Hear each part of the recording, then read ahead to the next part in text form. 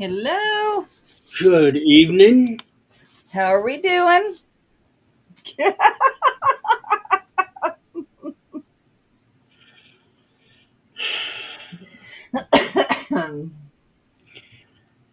It Okay, never gets old. to be fair on things, it's been over 2 weeks, so I kind of did forget.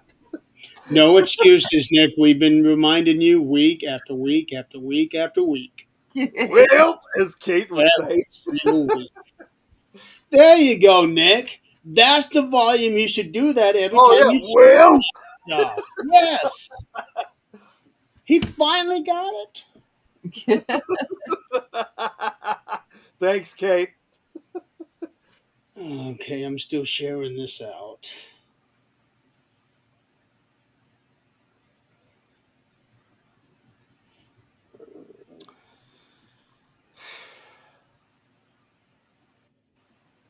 Spirit. Don't stop it. Dog's going causing trouble again, Adrian. The big white one has the big brown one's head in his mouth, Oh, jeez. and she's just Yeah. sitting there letting it happen. Yes, Kate, it's the Punisher shirt. Looks like you've had that a while. I've had it for a couple years, so yeah, it has kind of aged. I also have, I think I got two other shirts of the Punisher. Though, It's even or it's not, been I've through never. the washer. We can tell that. Well, believe it or not, I haven't even seen the movie. Believe it or not, but I mainly wear it for the most because I just like one of those guys who likes wearing shirts that has a skull on it. That's what I always wear a lot. Is there more than one movie? Because the only one I'm familiar with is the one from the 80s. I kind of thought the same thing. I thought there was only one from the '80s too. Okay. So I have to look that up. Well, I mean, it does say there's a television series of it, although I don't know if it's. Oh, I guess it is revolving around the same storyline. So yeah, sharing continuity Hey, with Howie. sharing Oh, Howie continuity says with there's a three. classmate. Hey, Ollie, gonna punish those Pop Tarts. Good to see So, you. a few things to touch up on. Eileen is not here today because this morning she had a medical thing going on. Something that she had planned for a little while and got it done today. So she's home. She's doing well. She Um, had a job.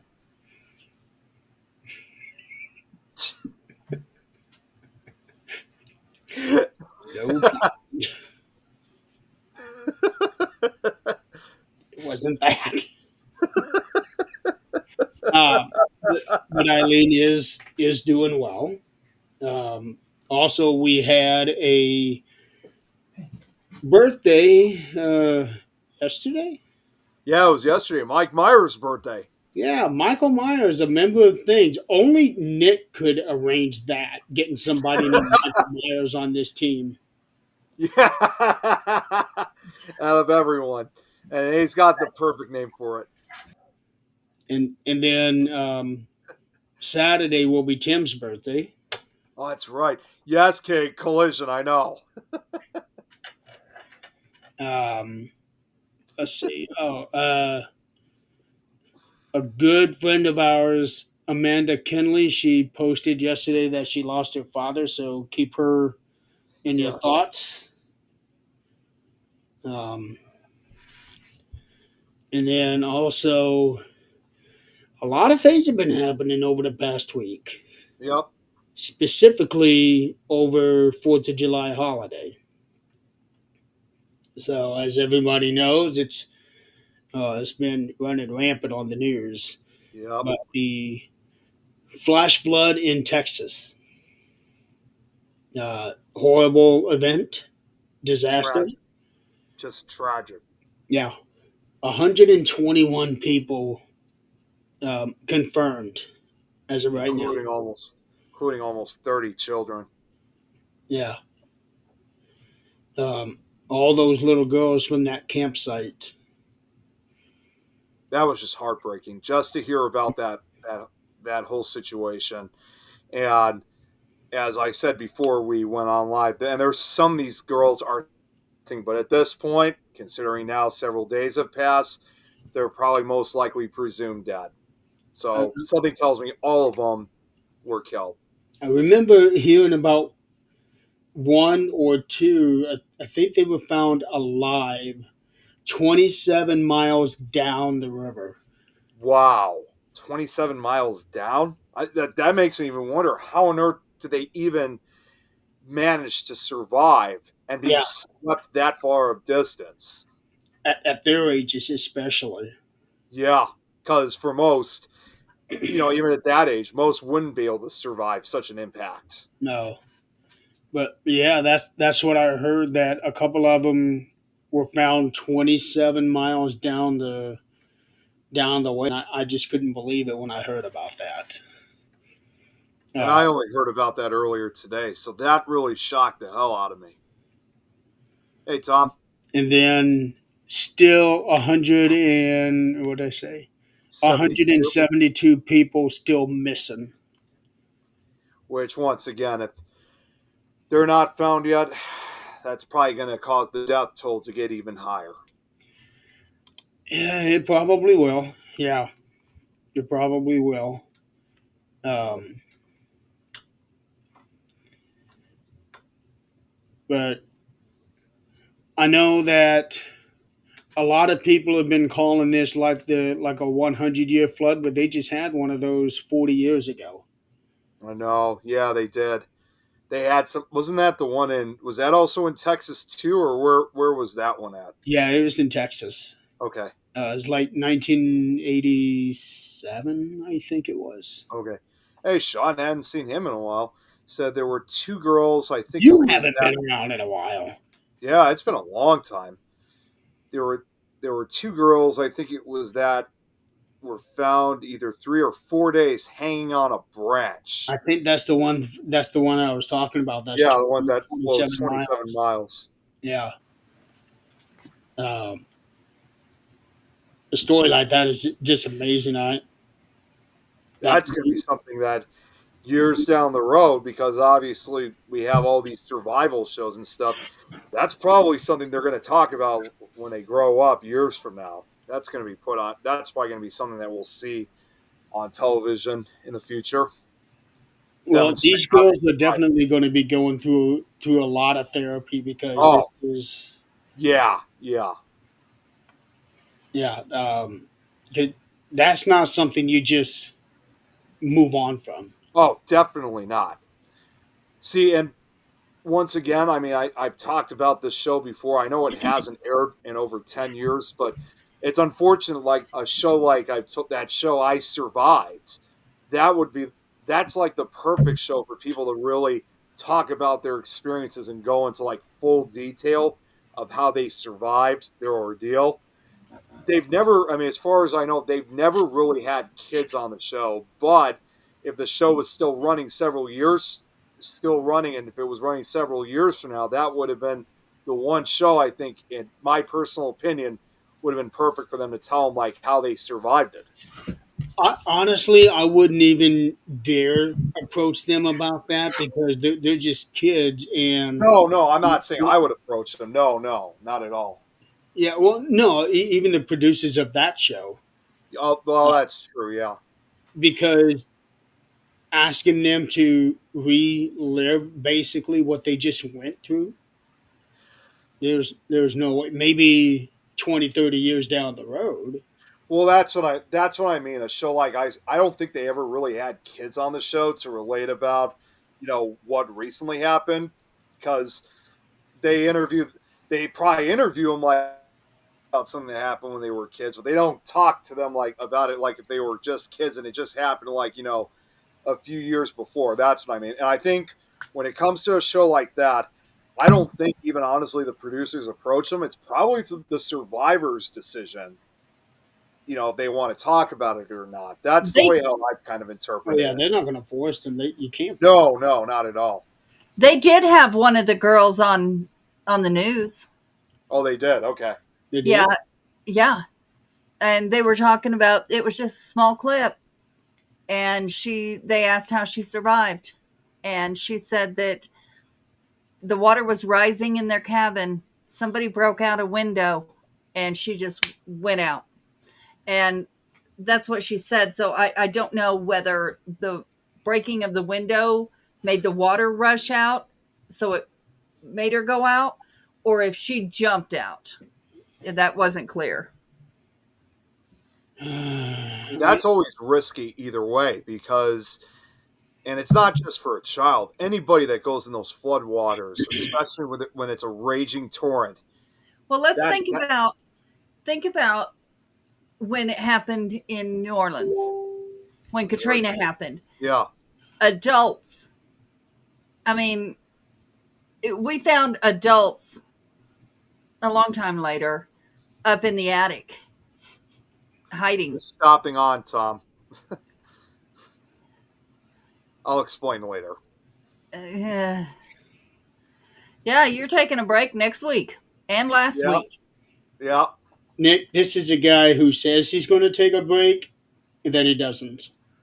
To be fair, I did say except for maybe 2 or 3 shows, so it's obvious not everyone read everything of what I said. 2, 3 today, 2, 3 tomorrow. I haven't done any other than this one. I have not Oh, done here we any go. others today. Yeah, but yeah, I mean, even adults. I mean, how would we handle something like that? It's like fire engulfing you. Water's the same thing. You know you're not going to be able to breathe, regardless if it goes over your head. So, it would be a panic situation no matter how you did it. There was a man. I'm going to put a little bit of paranormal into this. Jan sent me this video from TikTok. Or no, she's not on TikTok. Anyway, it was a video, maybe a Facebook video. But a man was being interviewed, ordinary man.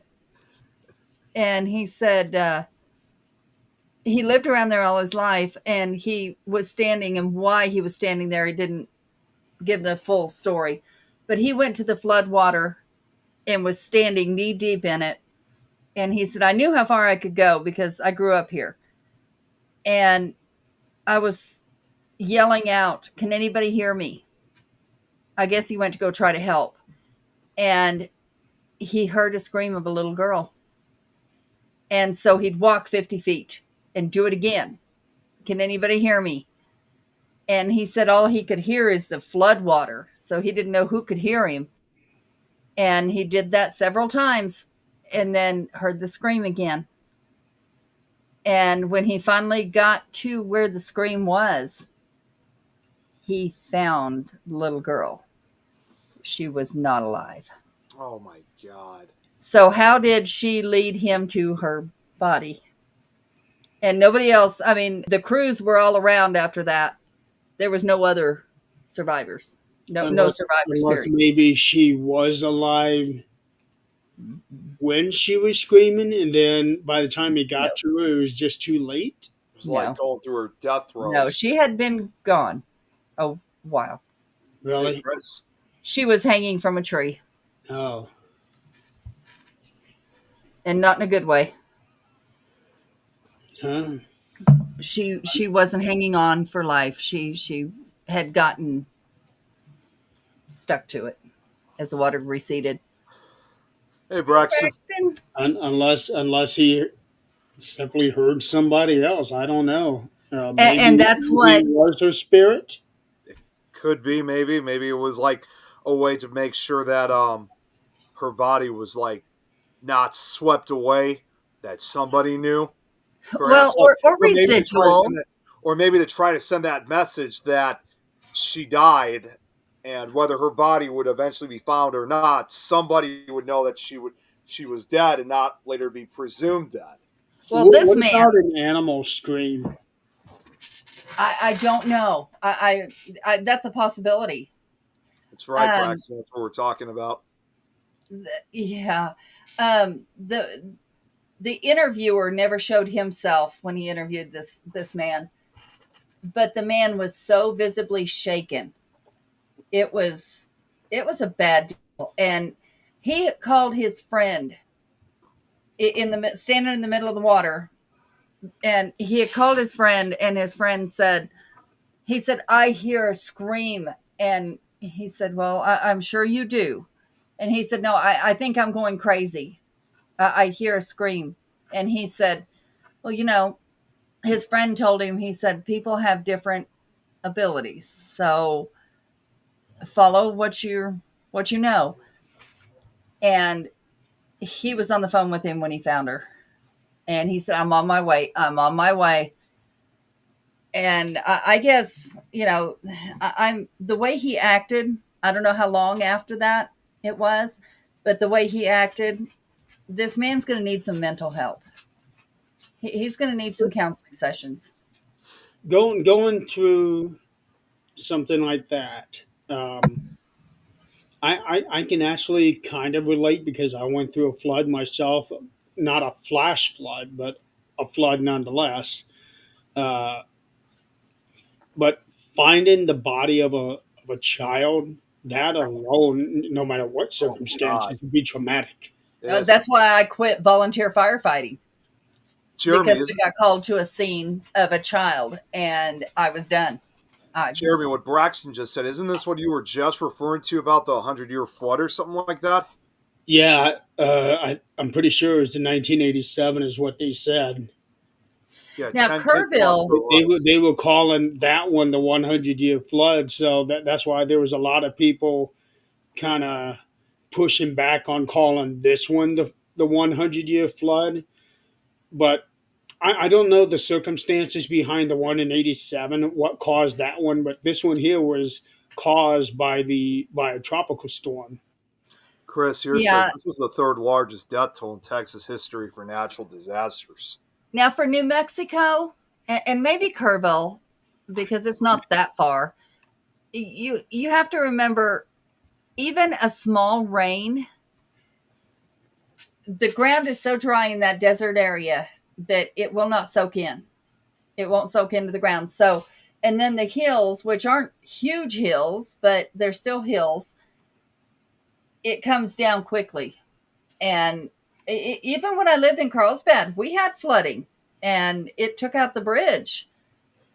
We were stuck. I was stuck at work when my home was right across the bridge and I couldn't get there. But these communities that are well, I'll speak for Carlsbad, and I don't know how many of the other communities are the same way. But That's right, Braxton. how many? Wait, Three bridges, three bridges, and ductways to make the water kind of dissipate. Three times those failed. The reason those failed is because that area is not equipped. The people don't have the knowledge, like, people that have rain constantly. The city is not set up for those to go into that and disperse where they need to.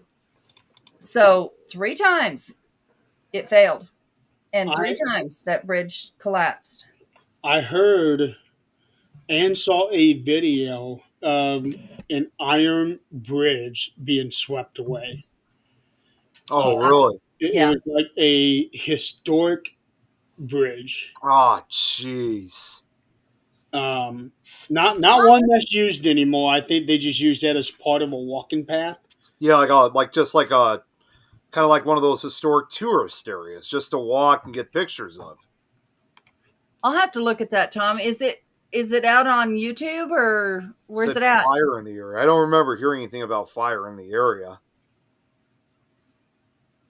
Um, I was looking online about deadliest floods, and the death count on Oh, a lot that's of these is just awesome. staggering. Oh, it's real. Oh, it's awful. You That's look awesome, past 100. Braxton. You The look worst past 100 or one, so years or so. The death toll, I mean, especially like from the Mississippi River. It's unbelievable. The worst one was in 1887, and it was in China, and they estimated between 1 and 2 million people. That's correct. I've heard that. It's actually known, that actually became later known as China's Sorrow. That Mhm. and that flood, which occurred on what's known as the Yellow River, it is Yeah. that's probably the worst one out there because it's flooded its get this, it has flooded its banks more than 1,500 times and still does to this day. So that's why again it's referred to as China's Sorrow. Yeah. So, And okay, we're gonna go into this. I'm gonna. I just looked at my phone and this pisses me off to no end. All right. So I am sick and tired of both sides of politics blaming each other for this bullshit. I'm sick of it. So, with yeah, that said, there was an article come out and now it's everywhere, but this makes me so happy. Our president said that he wasn't going to go help or couldn't go help. He would just get in the way. Okay. Without any orders, without asking, without anything, Mexico came.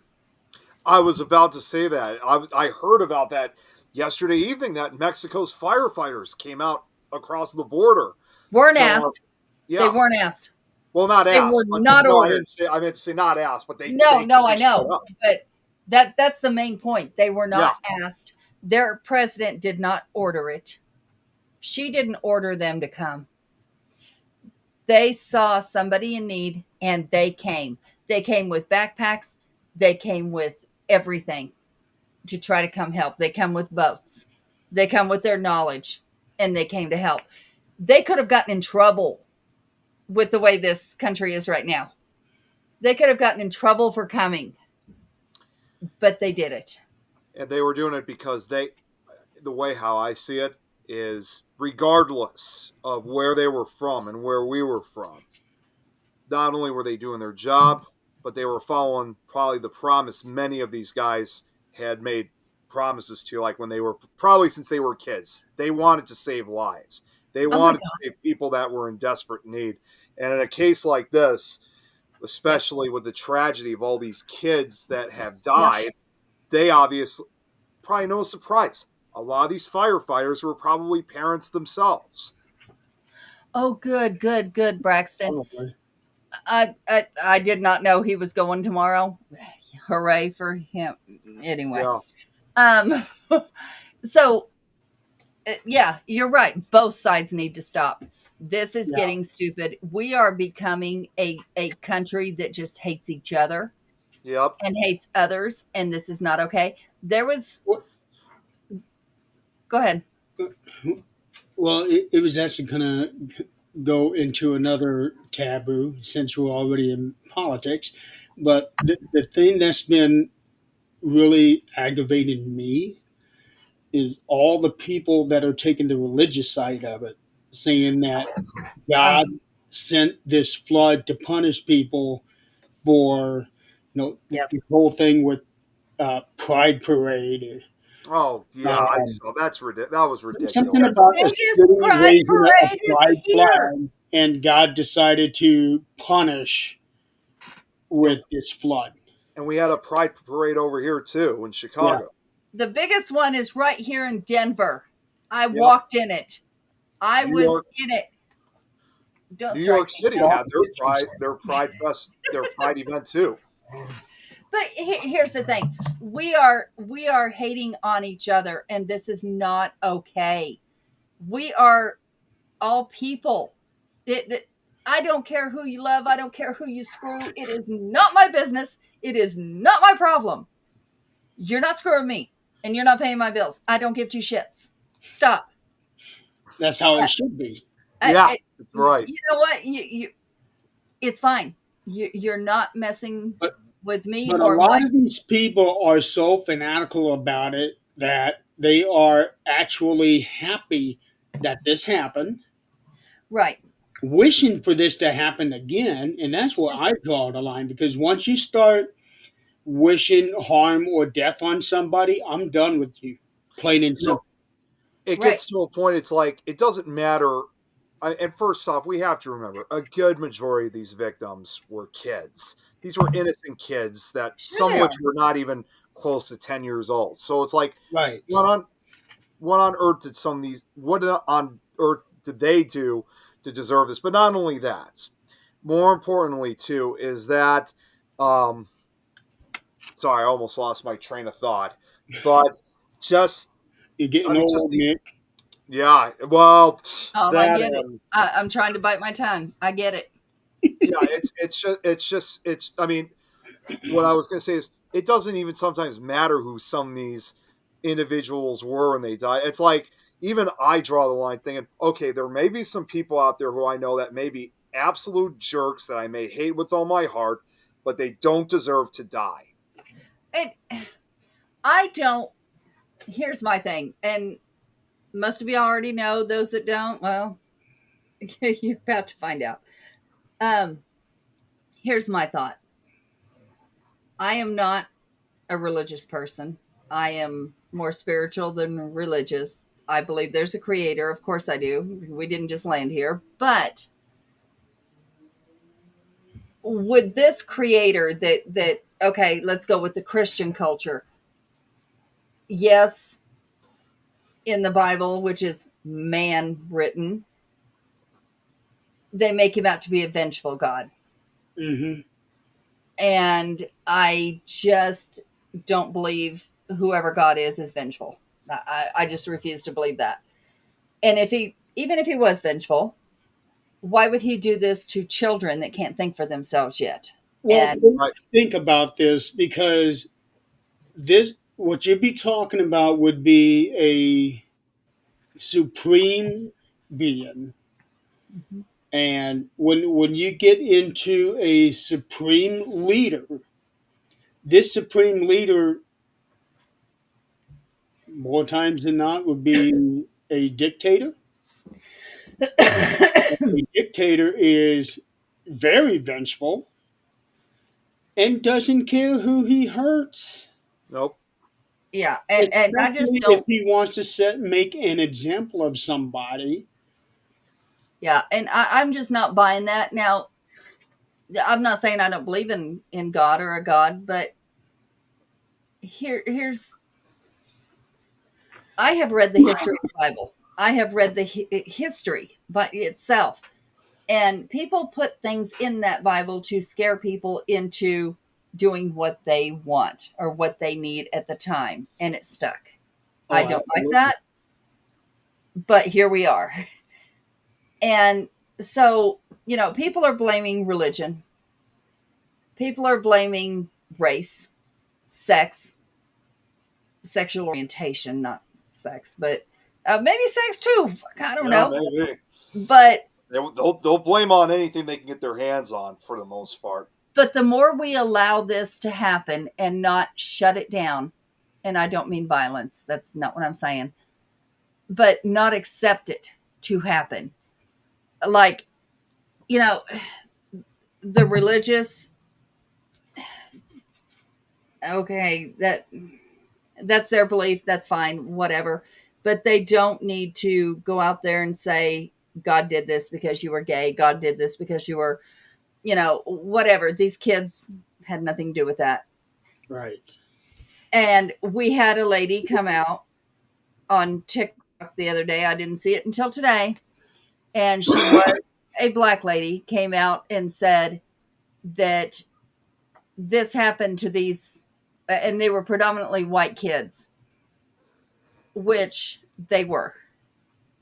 But there was some color in there. Like there was a Vietnamese child in there. But because there were white kids, they got rid of future fascism, is what she said. Well, her husband was white and he was a preacher, and he had to apologize to his congregation for his wife's TikTok. and she ended up losing her job. But why are we so accepting of bashing other cultures? Because Other, that had basically become the norm since. and it's not okay. It's not. It's really not. None of this is okay.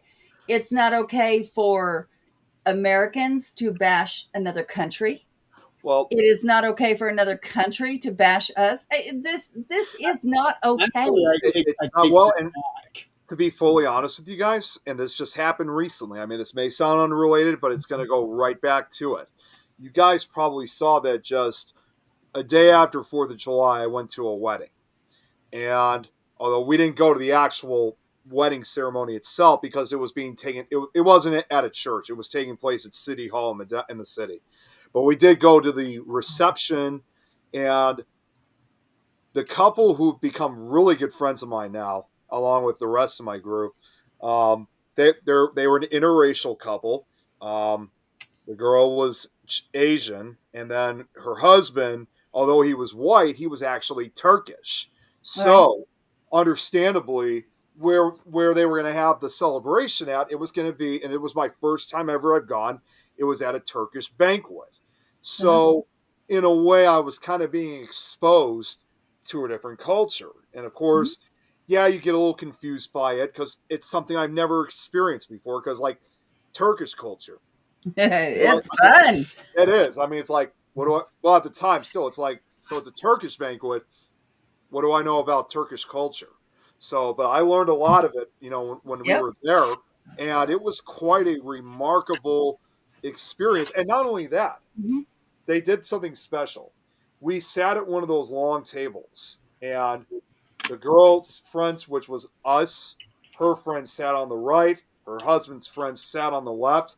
And I was surprised to have learned that when it came to his friends, because we did see a show later on that was hosted, and they did notice our table, and they said, there's a lot of different, like a different demographic here, and indeed we were for the most part.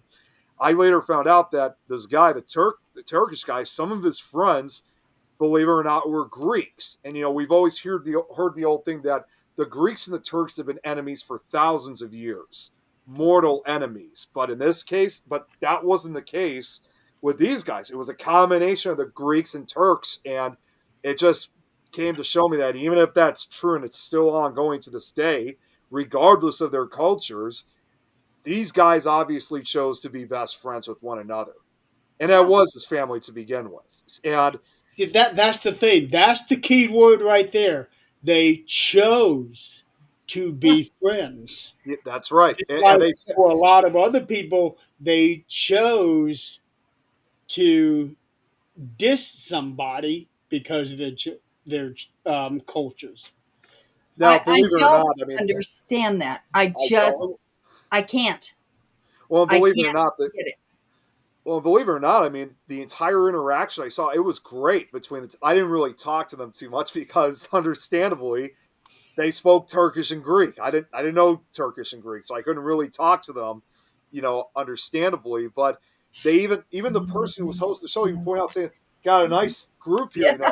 Greeks, Turkish, Americans." I mean, we were just such a diverse group of people, which I wish we could see more of that, especially in this day and age. You want It was basically a Heinz 57 wedding reception. diverse. Very much so.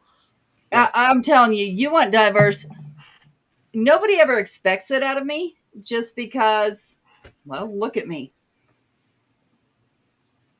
Actually, when I first met my mother after she gave me up for adoption, I met her when I was like 23. And she tells me, when I talked to her on the phone, she said, I'll come down and visit you, and I'm bringing your brother and sister and this and that. And she said, but I need to warn you that I'm heavy set. The fuck? So? Okay. So I just, what she did not warn me about was my brothers and sisters don't look like me. No, my brothers and sisters are black. I was in heaven because I was like, oh my God, I actually have a diverse family. My niece, beautiful little thing. Of course, I guess she would have only been a quarter white. And I'm like, yes, finally. I belong somewhere that's not in this little niche. We go somewhere, and my sister's next to me, and we're in her hometown. And she introduced me to her lifelong friend. She said, "This is my sister." She said, "You mean a friend you're calling a sister?" And she said, "No, this is my blood sister." And she laughed at her. She's like, "Yeah, whatever." I'm like, oh my God. So Here we go. this is how it's going to be. People can't see us as family. We have the same mom. We have different dads. Her dad was from Ethiopia. All my brothers and sisters look nothing like me. So here I am going, okay, how am I going to convince people that I belong in this family? You don't, because Well, you look nothing like them. see, the thing is, it shouldn't be on you to have to prove that you belong to this family. Yeah, no, but, and this was 30 years ago. So I was like, oh my God. But I remember the feeling of, yes, I belong somewhere that's not in this little niche of the doctors that I was raised with, which my family that I was raised with would not care, who I'm. But to actually belong to it was a whole different. It was like, okay, yes. And then, of course, I have my dad's side.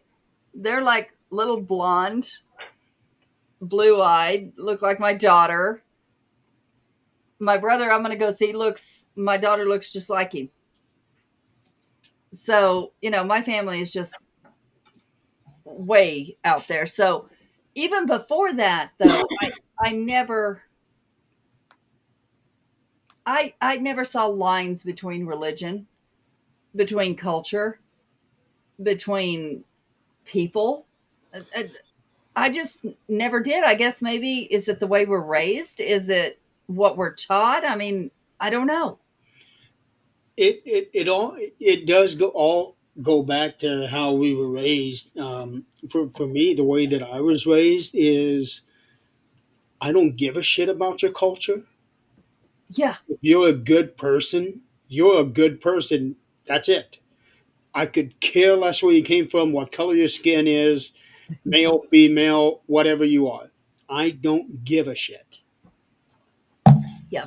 And that's kind of the same way how I pretty much was raised, although I'm saying this kind of a more comedic fashion, but I think I've told you guys a few times about this, but back in high school, my final year of high school, when I had my very first girlfriend, who she was African American. I So remember pictures of her. yeah, um, I miss her. Beautiful little girl. Pictures of you two together on your Facebook? What's that? Don't you have pictures of Yeah. you and her on Yeah. Facebook? Yep, that's correct. Yeah, I that thought- was I thought you did. her name.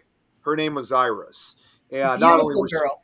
yeah, not only was she pretty, she actually and I think she still is to this day. She's actually gone into modeling. So I didn't realize, obviously, at that time I was dating a future model, obviously, but still.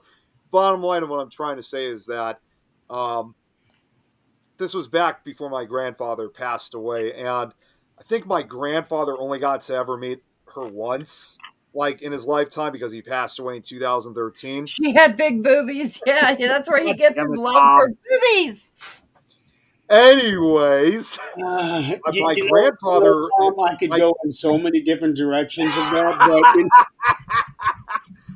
but in the spirit of television practice and standards, My grandfather at one point, however, like probably a few days after he met her, unfortunately, he did criticize me about who I was dating, like, who she was. Now, understandably, again, my grandfather was in his 90s, so unfortunately, he grew up in that era. I mean, he never did live in the South, but obviously that just persisted throughout the country, during the Jim Crow law years of segregation. So he was like, even though it was a lot less hostile in Chicago, still that's just how he saw life in those days. So Yeah. Yeah. to him, to some varying degree, he still thought, like, let's say, for example, year 2011 was still like the 50s and 60s. There was still segregation. There was all this stuff. And it really took a long time for me to correct him on this. He says to me, why are you dating her? It's like, because I really like her. And then he's like, why are you dating a black girl? And I was just like, Grandpa, it has nothing to do with her being black or anything like that. We're dating because we really like each other. We're attracted to each other. We have the same interests. We enjoy each other's company. It's not about our race or skin color. It's just, we just really enjoy being with each other. And as far as I knew too, her side of the family, as far as I was concerned, her family was very supportive of her decision. They were supportive of me. In fact, I still keep in contact with one of those family members even to this day. So eventually my grandfather accepted, but at the time, though, it kind of goes into that criticizing, when again, it wasn't supposed to be. I didn't want to date her because she was black. I dated her because for several other reasons. Well, here's the thing. We make a choice. And I'm realizing this now because I'm older. We make a choice. We either stay connected with society the way it is now, such as when I was younger, being bisexual, gay, LGBTQ plus TZ, whatever, was not a thing. Girls were okay. Girls could do that because it was hot. Boys doing that was not okay. Now it's more accepted. You know what? You change with the times and say, you know what? Because we were taught that's not okay. That was put in our head that's not okay. Okay, so for me, that's not okay. Myself, my choices, that's not okay. That doesn't mean for my best friend it's not okay. Or for, my neighbor, that's not okay. So you choose to either change with the times or you stay stuck in wherever you grew up. One of my first boyfriends was the only black dude in school. And I'm going to tell you something. There wasn't one of us that didn't want to date that boy because he was so charismatic and so handsome. He took me home to mama. And I was scared because I'm like, mama ain't never going to accept me. I don't know what you're thinking, what you're doing. You're about to screw this up. I still talk to mama to this day.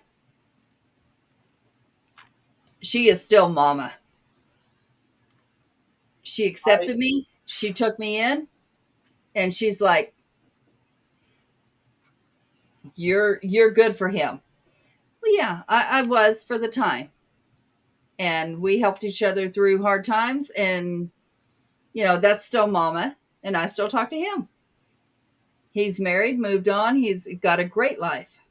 And that's kind of a similar way where I'm still talking to, every now and then I talk to one of Iris's siblings in a way that we may not be dating anymore, but it still doesn't mean that we still have contact. And as far as I was concerned, because like at the time that I met her too, and believe it or not, they were actually they were a recent immigrated family. They actually did come from Africa and they moved over here to the United States, obviously in this case in the Chicago area. So I will admit it was also kind of an honor in some way to kind of introduce her to, not push her or anything, only like when she was ready, like to introduce her to some of the American culture, because obviously it was far different here than it was in that part of Africa. So, yeah. it was, that was quite. I mean, yeah, it was difficult. And at that time when I had met her, she also did not speak very much English either. She mainly spoke I French. remember you saying that there was a language barrier, but you know what? Even with a language barrier, our facial expressions, our tone of voice says a lot. And our I guess what we would call it in our field are our vibes say a lot. You It can does. if you'll stand, and I actually tried this just to see if this was a real thing. Like when you're trying to develop your senses, you stand in Walmart or wherever you shop. I just told on myself. Um, but Who you doesn't know, go to Walmart? and there's a person behind you, and they haven't spoken, so you don't know male or female. So you kind of hone in on the energies behind you, and you think, okay, is this male or female feeling? And then you turn around to see if you're right. Eventually, when you develop more, it's like, okay, is this what kind of vibe is this person giving off? And there's certain people that you can walk by and go, oh, hell no. This person's not okay. And you know this just by the energy they give off. So it would make sense that if this energy was good energy for you, that, you guys would feel that. And she felt comfortable and you felt comfortable. So, it's more facial expressions, it's more actions, it's more, how you feel with each other than anything else can be gone past. It's also more important to know, like, not only did she feel like we felt each other's like energy in a good way, but like I said, it even went as far. Even though I never really got to meet most of her family, it still reached them in some way.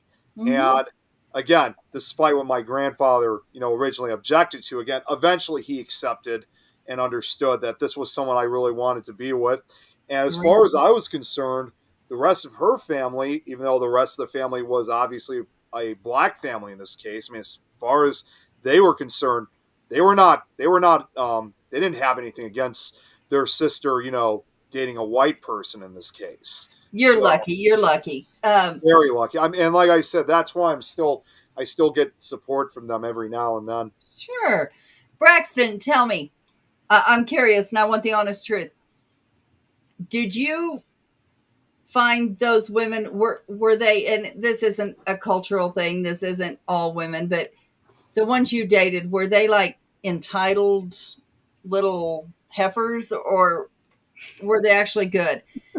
And well, seriously, I mean, this is what I see anymore is a bunch of entitlement. But I actually dated another man years down the road, and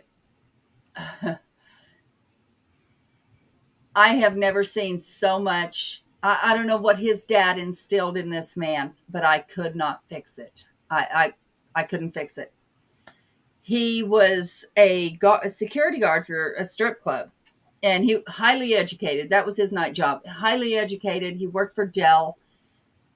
Wonderful guy, but his insecurities were so awful. He told me when he told his dad he was dating me, which mind you, we're grown, way grown, in our 30s grown. And his dad, when he told him he was dating me, he said, "You have her come over here and clean my house." He said, "Excuse me?" And he said, "If she will come over here and clean my house, then she's worthy." He said, "What the hell are you talking about?" And she said, There's your answer. "Okay, Lisa. okay, good. I'm glad." He said, "If she'll come over here and clean my house, she's worthy." Because, we cleaned their house long enough. She can come clean mine. When he told me that, I said, okay. I said, I'm game. Let's go. And I went over there and I did just that. I cleaned his house. And when he'd speak, I said, yes, sir. Complete respect for him. And I did gain his respect, but his son ended up telling me, I'm not allowed to eat watermelon on the porch. I said, excuse me? What? He said, my dad told me we never eat watermelon on the porch. It's a statistic and we ain't doing it. The fuck? We're trying to, we are going outside watching fireworks and you're not, what?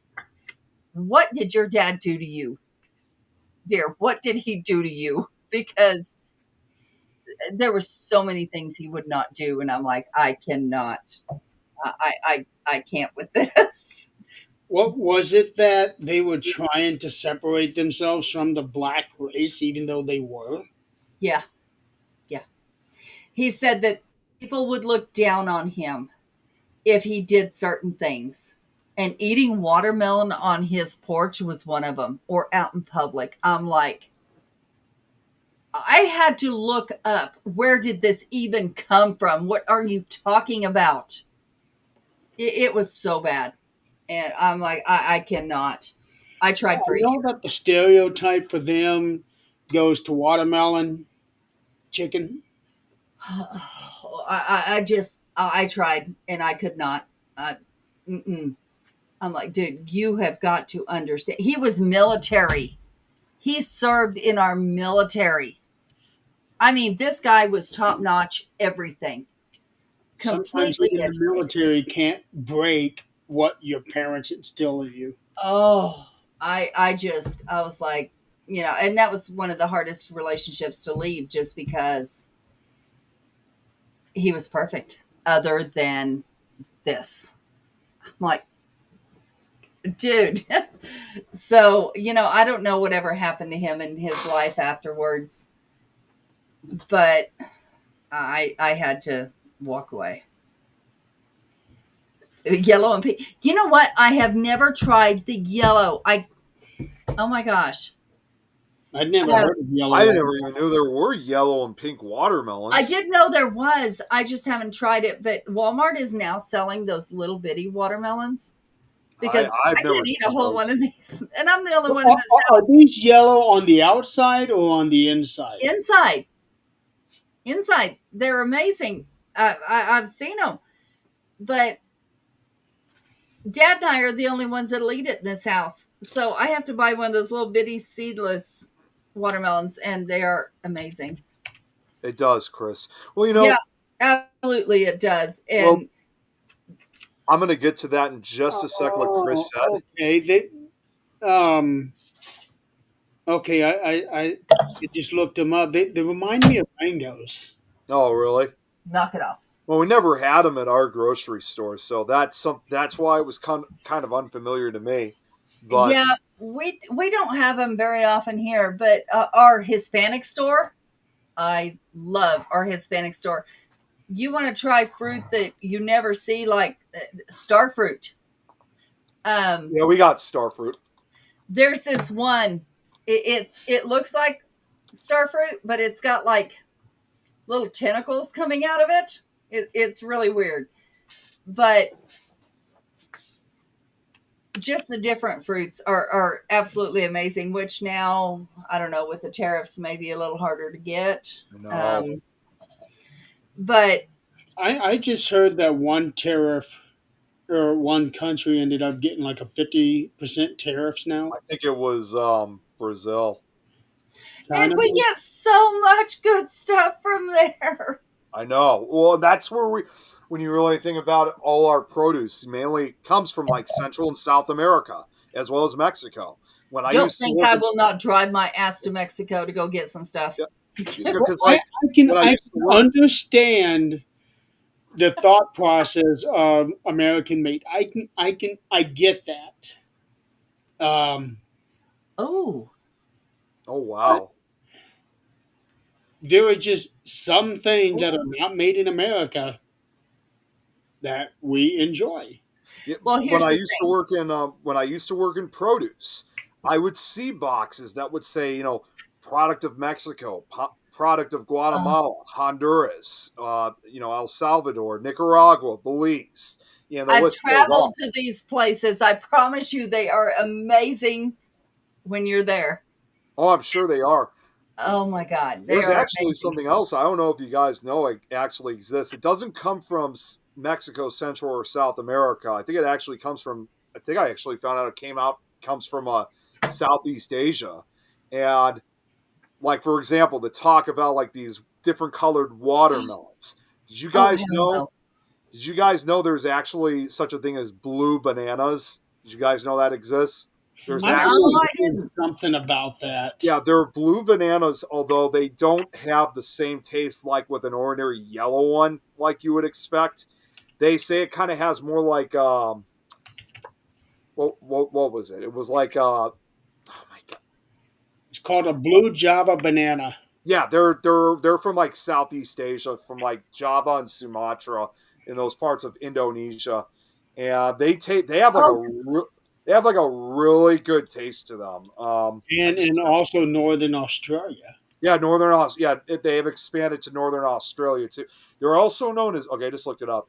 They're also known as ice cream bananas. They're known for their unique taste and creamy texture, often described as having a vanilla-like flavor.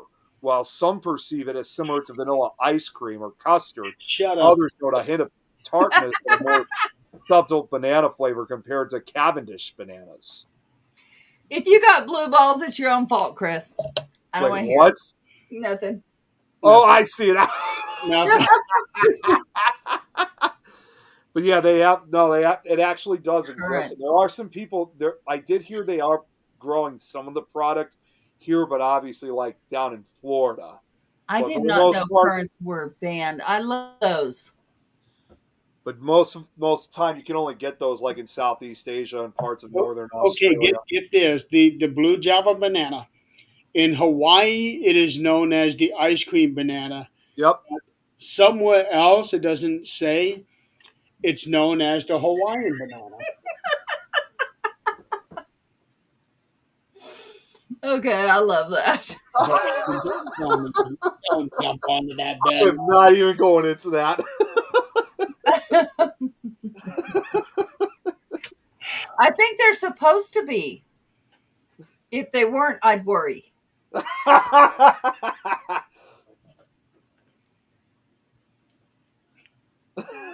Moving on.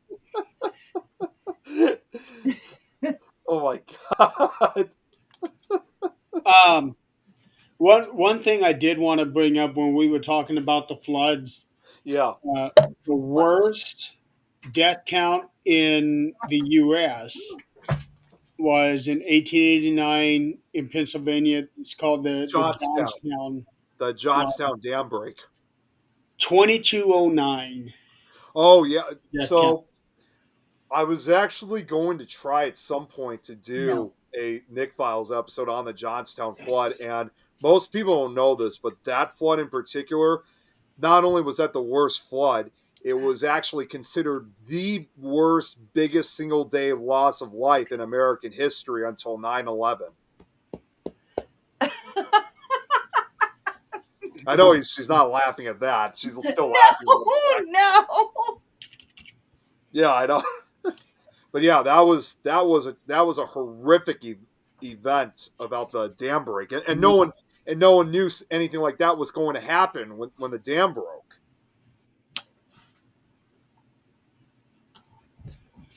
Yeah, Johnstown. Isn't that the one where Lucy is buried in? I don't. Wait, which Lucy are you referring to? Johnstown. No, you said Lucy. Which Lucy are you referring to? I Love Lucy. Oh no, she's buried. No, she's buried. Lucille in, Ball? Lucille Yeah. Ball. No, she's buried. I think in. Wait a minute. Well, I don't know if she I don't actually. know. Know what, yeah, she is buried in Pennsylvania, but I don't think it's the I same think it's cemetery. Johnstown because one of the towns we have to pass on the way to Wildwood is where she's buried, and I think it's Johnstown. Oh, Oh, I would that's love right. to Oh see my her God, grave. damn it! We could have. Oh, I know that's in. No, it's no. She's buried in Jamestown in New York. Jamestown? What? Jamestown, yeah. Johnstown is further. I think that's further south. Johnstown's in Colorado. Well, and the thing about the flood about Johnstown was, it was just like I said, no one expected such a Oh, yeah. flood like this to occur, and Okay. New. Well, then yeah, who's she's buried buried in? in New York, not in Pennsylvania. Then who is it She that's is buried buried in Lakeview Cemetery in Jamestown, New York. Johnstown has their own Lakeview Cemetery. No, actually, no, that's not called. No, over there, it's not Lakeview. It's actually Grandview Cemetery. Well, she's in Lakeview. Yeah, New York Lakeview. The Johnstown is Grandview. Okay. But yeah, 2,209 people were killed by that one alone. And like I said, that was the worst. Even though that was. What's that? Light's mother. Her mother recently passed. Oh gosh. Well, I didn't hear anything about that from cancer. Well, Ozzy's fixing to go, and his wife too. You guys have seen that, right? What is it? Ozzy Osbourne. He's fixing Oh, to go. yeah, I did see that. Yep. They made it to their destination in Switzerland, and they already made the comment, when time is right, they're both going. So it's legal there, and Yep. she has lived through abuse, infidelity. She was his manager, and he apologized for all of that after the last show. He said, and you can see, and that was the most heartbreaking thing. You could see him look at whoever was manning his area there and goes, "Let me fucking stand up." And they couldn't, because he refused his painkillers before the show, and he would fall. Well, because especially now that he's got Parkinson's. But of course, then again, with all the frequent drug use he used all over the years, it's really messed his system up. Well, yes. I mean, I have no argument about that, but Parkinson's is not caused by drugs. No, I know it's not, but he's probably got a He multitude of other issues because of the drug use. Well, yeah, he had an ATV accident a few years back. That's right. You're right. I forgot about that too. But he did say, and I saw a post from his daughter, Kelly. Thank you, baby. Kelly said that he wanted, this was his funeral, is pretty much what it was. He was all dressed in black, which he always was, but this was his funeral. He told his wife he wanted to, if he died on the stage, it was perfectly fine. It just let it go, because that's how he wants to go out.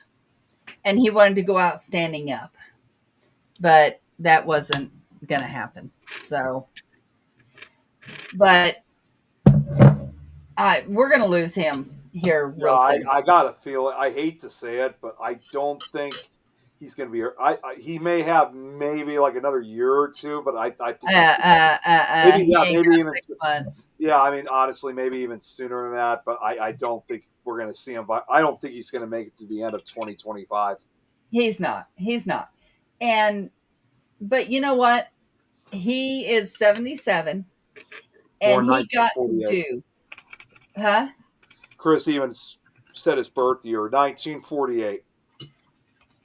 He got to do what he wanted to do. Now, did I like him back then? Hell no, I did not, because I don't want to see anybody ripping rats' heads off with their teeth. Absolutely not. But knowing him later as a human and not a performer, He made bad choices. Of course he did. We all have. But Well, she stuck with him. And people want to down her because, well, she was his manager. She could have divorced him, took half of what he had, and walked away. And she didn't do it. So, I'm not buying that bullshit either. But we're losing an icon. Well, more importantly, too, because I didn't really see it very well. I couldn't really watch it back in the day when it used to actually air because I would have been too young. But yeah, you know what the television. What a baby! Listen to you. Yes, I mean because the Osborne show that they had, on MTV back in the early 2000s. I did watch actually like an episode or two, and I watched it in fact after when I was watching the Osbournes Want to Believe, which I still love that show. Just wish they could have gone beyond. Yeah, I wish they could have gone beyond more than 2 seasons, but it was still a fun show. But I just wanted to see like what it was like to watch what it was like. And first off, I got to admit, seeing Jack Osbourne as young as he was, because he was only like 16, 17 at the time, I'm thinking to myself, geez, I'm sure he probably had no idea, like years from then, years before that he would be involved in all these paranormal shows. But more importantly, I did notice, like, because you're seeing the personal lives of the Osbourne family. And I will commend one thing about Ozzy is that even if he was still making those bad choices, especially involving the drugs, at least he never brought it home to his family, at least as far as I know, because he obviously kept a lot of that away from his kids too. Well, I'm reading a thing here where she tried to commit suicide 9 years ago. Oh, really? When she found out that he had an affair with his hairdresser.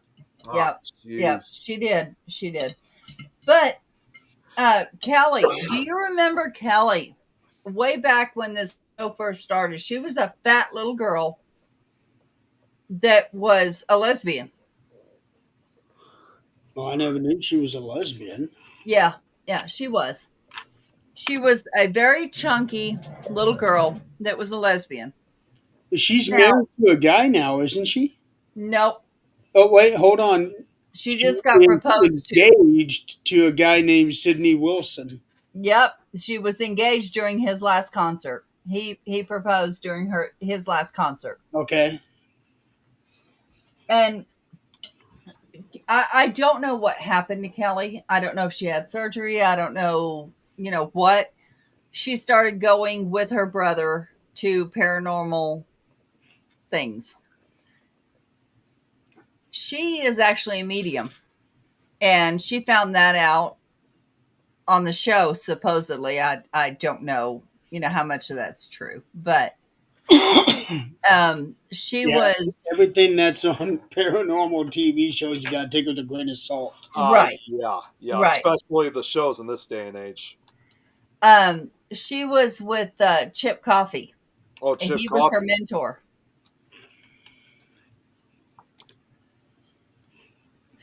Yeah. Okay. In 2018, she described herself as suffering from misophonia, a neurobehavioral phenomenon associated with intolerance of specific sounds or associated stimuli. Okay, so that wouldn't have had anything to do with her weight loss. I'm trying to find something on that.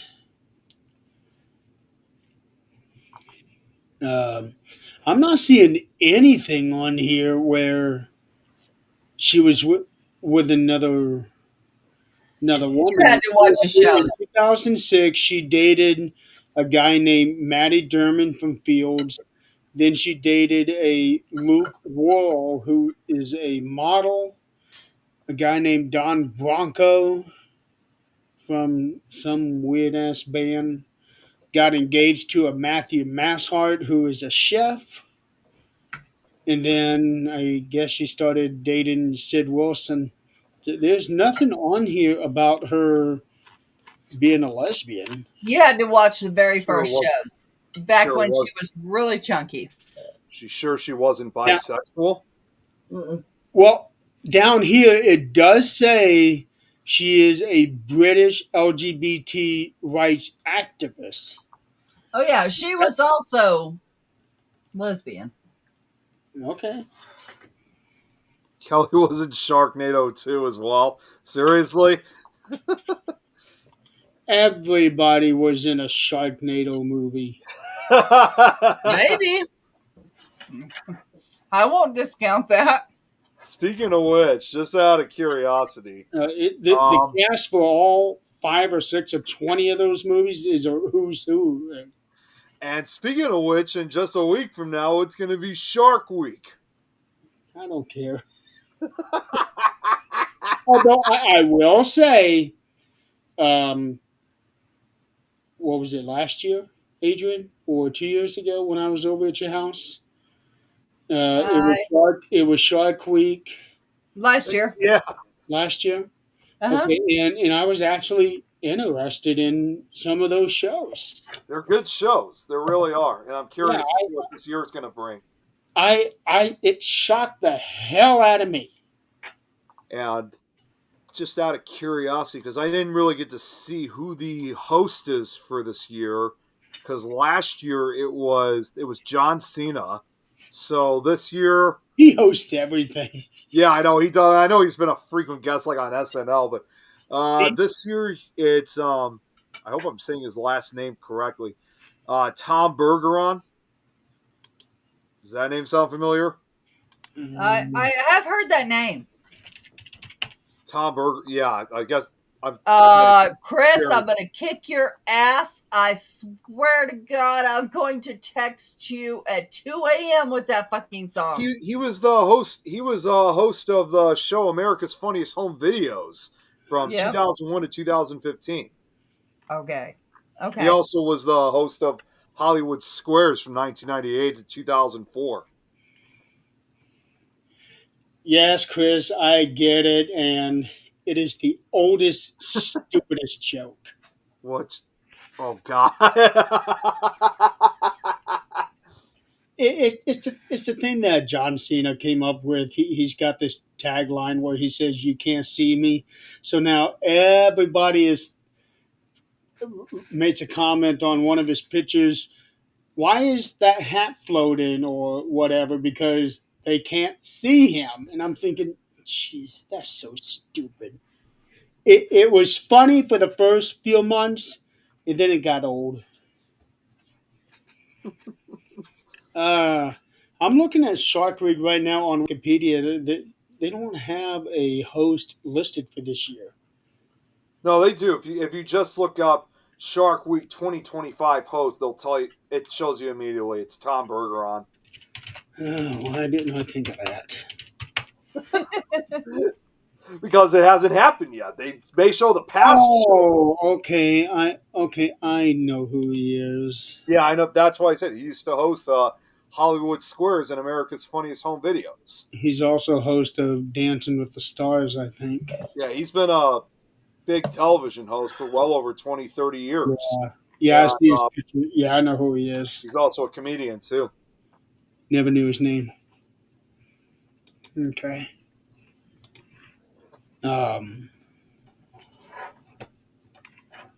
So yeah, oh wow, it's 9:30 already. Yeah, it's gone pretty fast. It has.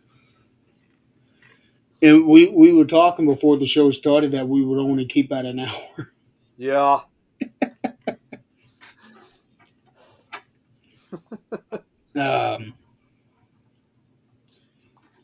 Well, we could. Well, Agent's not here right now. Yeah, I was gonna say we should at least wait until she gets back. Yeah. Then we can talk about if we want to end or not. There is actually something I want to bring up to Adrian that I know, and Chris I know is going to love this too, but I'm going to wait till Adrian gets back. In fact, I thought about you guys. In fact, when I talked to you guys earlier about the Turkish banquet that I went to and the show that I saw, well, let's just wait until Adrian gets back. Boobies. God damn it, Chris. Noise. See, he missed it. Some news from my the family cat at oh wow, family cat at kittens. We saw him last night. Congrats, Braxton. Congrats to your cat. Yeah. Always so cute with new cats.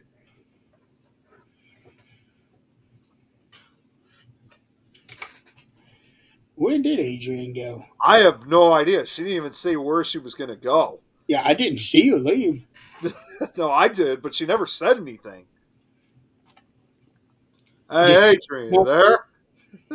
Did she signal? No, she didn't signal. I was under the impression that she was just going to grab something and then come right back, but Oh. she didn't say anything.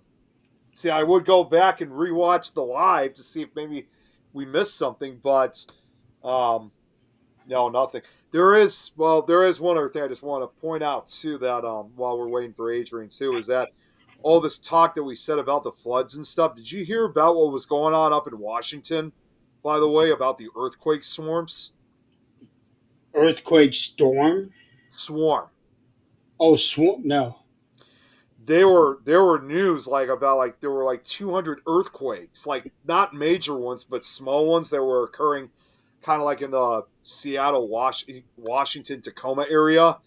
And while that was scary enough, they were saying that it was also happening close to Mount Rainier, which sometime in the very near future, very likely chance that volcano could eventually erupt.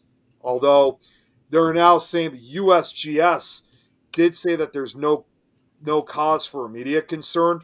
But nonetheless, it did scare the hell out of everybody because they really thought Mount Rainier was going to blow its top a lot sooner. Well, okay, let's see. Mount Rainier is experiencing a swarm of hundreds of small earthquakes, the largest since 2009, so this isn't a new thing. No, it's not. The swarm, believed to be caused by hot fluids moving through faults, has calmed but could intensify. Notice that such swarms are not unusual for Mount Rainier, so it is not considered particularly active over a long time. So it may just be one of those things where it's a regular occurrence. It would have to take one major earthquake to really cause it to erupt because a lot of these are pretty small. Well, it says here that it last erupted 1,000 years ago. Yeah, there have been numerous small eruptions that have occurred over the centuries, but its last major eruption was over 1,000 years ago. The last time it erupted at all altogether was over 130 years ago, back in 1894. It hasn't given any type of eruption since. But unfortunately though, because it's it's several towns are settled around near the mountain, including part of Tacoma. Understandably, Mount Rainier, not surprisingly, has become one of the most dangerous volcanoes, in the world to eventually erupt. Because even if it was 1,000 years ago that it erupted, or even the small eruptions that it had caused, like the one back in 1894, of course, all those many years ago, those areas were less sparsely populated. Things are different now. There's hundreds of thousands of people that live in the areas surrounding the mountain. So if it does blow, and if it's a big one, it's not all that far from Yellowstone. No, it's not. The worst part about the whole volcano, more than anything else, it's not even just the eruption itself. Don't get me wrong, the ash can be deadly, but even more dangerous is the mud, because just like any mountain, Mount Rainier is covered with snow and ice. And when a volcano erupts, it causes all that ice and snow to melt, and it mixes in with the mud with almost the texture of wet concrete, and it eventually They're known as lahars. And a lahar, that's an Indonesian term for a mud flow.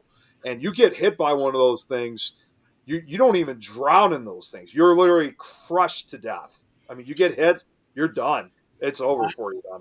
I'm looking at Google Earth on it right now, and it's just a big old white spot.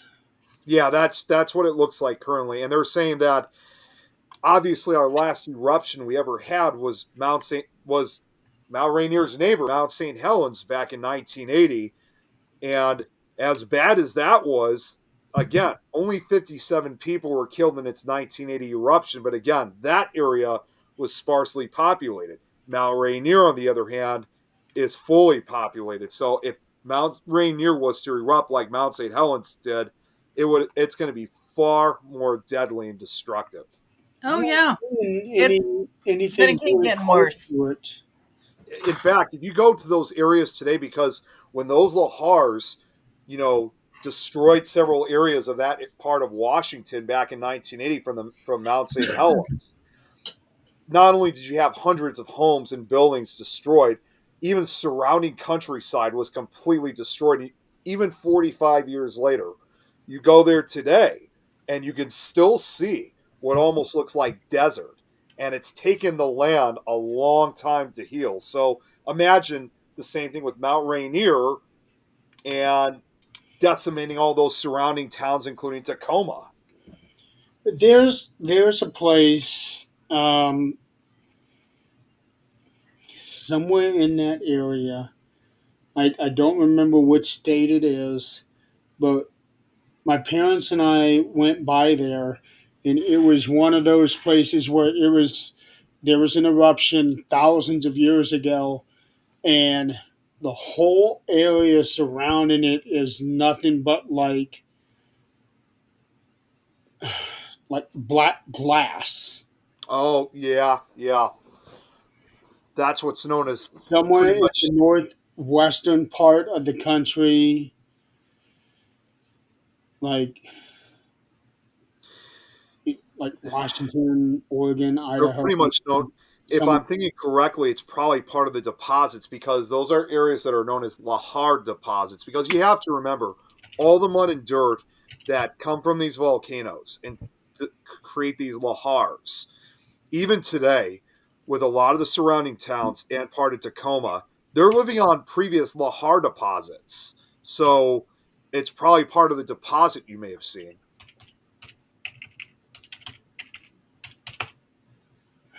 And believe me, when you encounter a lahar, like I said, those things go extremely fast. I mean, they can go up to they can move at like 200 miles an hour.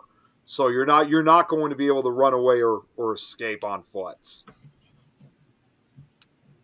I'll have to ask my dad. Maybe he might remember. The closest thing I could really, because again, I was doing the research, the closest type of scenario for something like this to happen with Mount Rainier actually happened 40 years ago in Colombia in South America. There was a volcano that erupted in an area called Namero, and compared to Mount St. Helens, this eruption was far smaller, but it was far more deadlier. Over 23,000 people were killed by this volcano. And to make matters, I mean, when the lahars came in, just came into the area, swept all these buildings and houses, and amongst the dead and injured, several people were actually burned or even scalded because in some areas the mud is warm in the pumice that it contains. It was such a horrific tragedy. It actually became known as the Amero tragedy. So, Uh, such an event like that is pretty much the closest to what we will see eventually if Mount Rainier erupts over here. Tom, is that the one that's in Hawaii? Because I think I've been hearing about that one lately. Oh, Kilauea, yeah, that's in Hawaii. That's been erupting for years. Yeah, Chris, you become Darth Vader if you run it. No, when it comes to lahars, Chris, you're crushed. I mean, it has, like I said, it has the texture of wet concrete. We found lots of, I guess you'd call them mummies now, but people that were in all kinds of those volcanoes years ago. They hid in certain places, and you can see now where they found them with their bodies huddled. And Yeah. well, let's think about this. Here's some good news, Chris. Hope you're listening. If we get targeted, guess who's going first? Colorado. Yep. You mean like Yellowstone, right? No, Mount Rainier? no. I mean, well, Yellowstone too. If Yellowstone goes, most of America's gone. Yep. Well, not just America, North America, the entire continent. But no, I'm talking about if they target any of our nuclear systems, guess who goes first? Colorado. In the case like with Mount Rainier, I don't think it would pretty much destroy Colorado, like compared to the Yellowstone one. But with No. I know for a fact you guys would definitely be getting a lot of the ash from the volcano. Yeah, Yellowstone goes, we're gone. Yeah, hey Noreen. Yeah, that's the ultimate volcano that would destroy everything. So, yeah. My son lives in Japan, and yeah, that's no joke. Oh no, it's not. It's not. Also, the suicide forest. Yep. He's been there, which I told him never go again because he's not ready for that. He's not stable enough to do that. But that no, Japan is, oh my gosh, their culture, their everything is just so different but so intriguing. It is. It real like with Irene, she's introduced me several times to a lot of the culture, and I've done my own research on it, and it's just really fascinating. It is.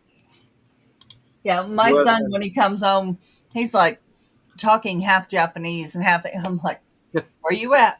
Focus. Where you at? US and W will be the new Pompeii. Well, in a way, Tom is right if it comes to Yellowstone. The other thing, the way how I see things too, and this is something else that could be a possibility. I don't know if it would be in the case with Mount Rainier, but you also have to remember some of these volcanic eruptions can cause volcanic winters, and the most notorious of that was the volcano Mount Tambora in Indonesia, which Mhm. erupted back in 1815, over 200 years ago. That is still categorized as one of the largest volcanic eruptions ever witnessed by humans at that time. It killed over like 100,000 people, but not only that, it actually caused temperatures all around the globe to drop because of the volcanic winter. If you guys didn't know, the following year in 1816, it was just constant winters, and that actually became known as the year without a summer. I Yeah, remember hearing yeah, about I that. remember that. The Cascade Range. It goes from British Columbia all the way Oh, down. oh my God, guys, look, But he's from Washington. This guy here's from Washington right now. Yeah, We well, know who that is, that's the right, problem. guys? If you're there in Washington, you're going to be one of the first to go. yeah. Well, Uh, that's where Rainier is located. I'm telling you, I know him. I promise you, he ain't going nowhere. He's one of the chosen ones. I promise you, he ain't going nowhere. So, what were you going to say, Jeremy? So, in the Cascade Range, which starts in British Columbia, comes down Washington, Oregon, and I think into California. Yeah, I don't know if California. it goes Yeah, California down has some that far. volcanoes too in the yeah. northern part of the But state. it's called the Osceola Lahar That's or correct. Yes. flow. That is what I think I saw when we were over there. It says here it's a debris flow um, that descended from the summit and northeast slope of Mount Rainier, a volcano in this Cascade Range during a period of eruptions about 5,600 years ago. That's Um, I've heard about that too. Tom, So his that show sounds don't end for right. 15 minutes. I know. He wants me. They want me to join Minecraft, and I Oh, thought I we were going to end. understand that completely. His show don't end till 15 minutes. That Yeah, I his know. first priority. It was supposed to end a half I hour. honestly thought we were going to go pretty short, but I guess we're going to the. But of course, this conversation has gotten interesting at the same time. It has. I'll catch up with you guys. You guys go ahead. Nick is ours, Tom. Hands off. I'm basically everyone's bitch. You said it. But anyways, you were saying though, Jeremy. I want to see you in those leathers and cuffs. Too bad I don't have the power to change Nick's name, because that's what I would change it to. Everybody's bitch.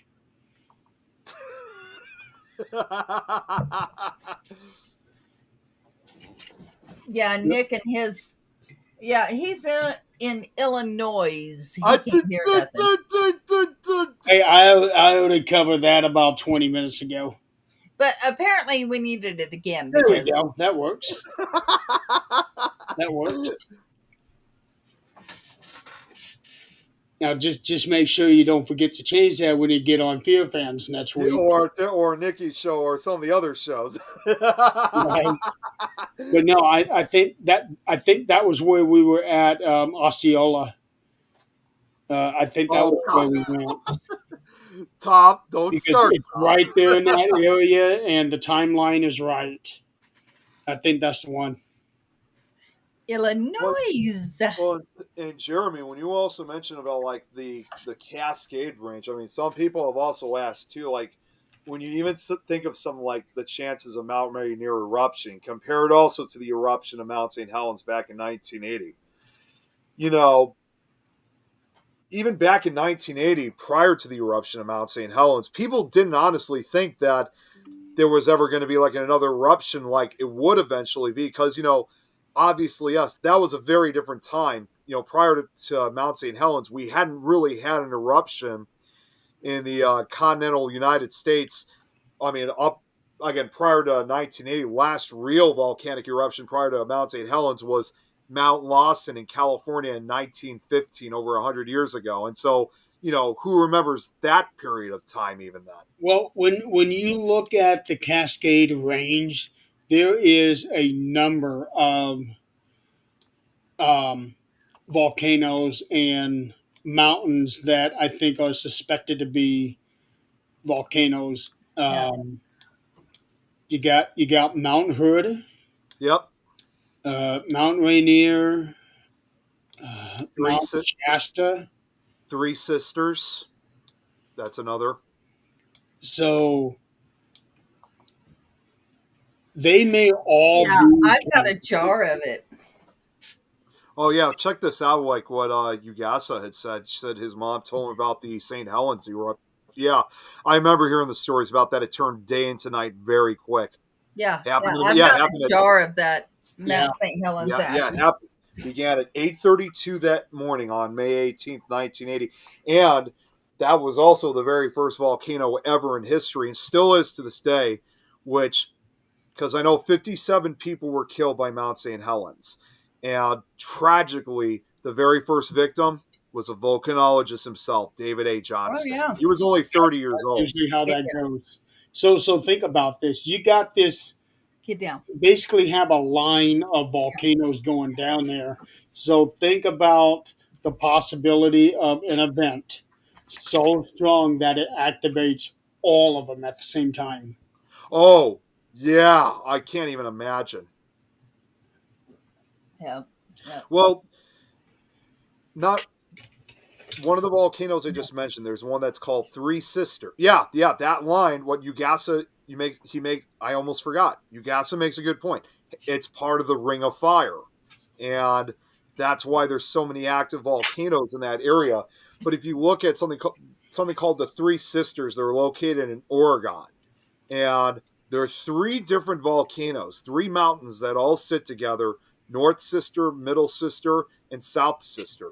Now, they did say that Rainier, Helens, and Adams.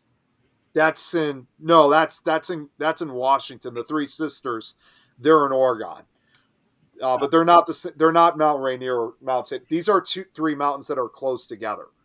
But They did, however, say that neither North Sister nor Middle Sister are likely to ever resuming eruptive activity. But they still said, however, South Sister, on the other hand, is the one that's likely to erupt because its last eruption compared to the other two was roughly 2,000 years ago.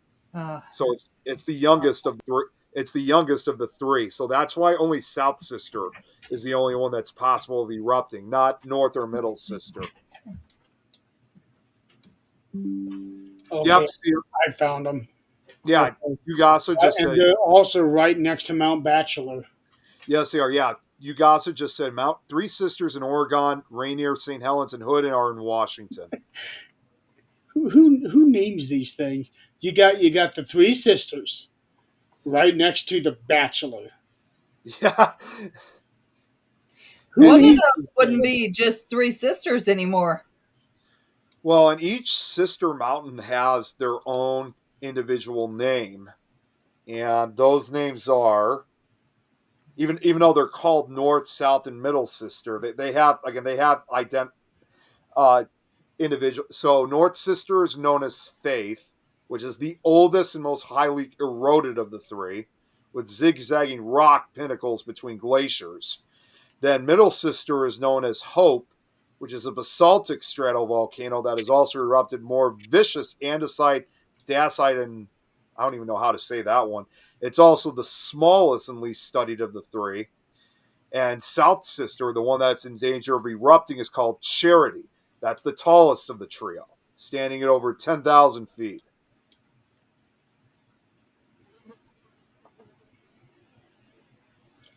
Yeah, so that's what I'm thinking. If there may come a time where something underneath will be so strong that it will activate all of these at the same time. It's going to blow its top. I mean, that's almost roughly half of the country, not just again for the United It's States, even not parts it's of not the going to blow its top. It's going to blow an island out into the Pacific. yeah. Well, it's not only just going to be in that part of the United States. That's going to extend even into parts of southwestern Canada. It'll probably have major effects on the entire continent. Really. Yeah, all three continents. I mean, all three countries then, because not to mention, in addition to those volcanoes in parts of the United States and Canada, Mexico has its own share of volcanoes as well. Yeah, but it's not in the Cascade Range. No, it's not. It's not. But you get the idea. See that's what kind of concerns me because the Cascade Range is right there by the San Andreas Fault. That's right. And that's not the only fault line that exists. There's like 8 of them. Because there's also the Hayward Fault, which they're saying that's the next There's one the that's water probably. model. But there's also Yeah, the but Hayward we're Fault. concerned about what can affect our country. No. Yeah. Well, and the Hayward Fault is the one they think could be the next one that could make the next big earthquake. So, it's right along the Ring of Fire area. And what Braxton said, if you've all seen 2012, which I have, the explosion will be to that magnitude. They didn't really go wrong with how they showed the explosions. Mm. Yeah, the whole tectonic plates in Japan, as Chris said, in Australia, it's that bad. It's going to have a domino effect. Well, the plates in Japan are connected to the plates for us. Yeah, they're connected to the Eurasian. Yeah, it's the Eurasian plate and the North American plate. Yeah. No. All right. Well, we're at 53. Yeah. So. I wanted to tell Adrian before we get off because she's. Oh yeah, you wanted to bring something up. Yeah. So this is a different topic, but Adrian, I thought about you and Chris and some of the others about this when I talked earlier about the Turkish banquet that I was at. When I was telling you about that, Yeah. there was a show, right? Well, I wasn't expecting this, but I should still say it anyway. But although it was a good show, among one of the entertainment parts of the show, it was my first time ever I've seen belly dancers on a show. Belly dancing. That's actually a pretty fun art. It is. I mean, I was thinking you were going to say something else, that familiar text, but Oh, I know you saw boobies in the process Yeah. because okay. Here's the whole tell-all. Do you remember what their belly button was doing, or do you remember I wasn't really paying much doing? attention to that. Which one do you remember? I didn't really pay much attention to that area. I paid attention to the whole person. Then you should know that their chest wasn't moving at all. Only their hips move. Belly dancing. So Okay. you just told on yourself that you were not just paying attention to the whole person, and you know that. But- well, I mean, I have to be truthful in some way.